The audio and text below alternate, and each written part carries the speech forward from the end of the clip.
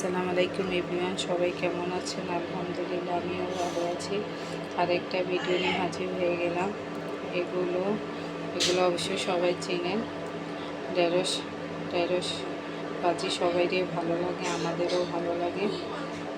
আজকে ঢেঁড়স ভাজি করব।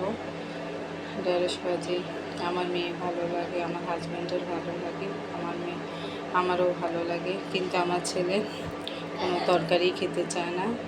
ও মুরগি, ডাল, ডিম হলে ও যথেষ্ট, আর কিছু ওর লাগে না।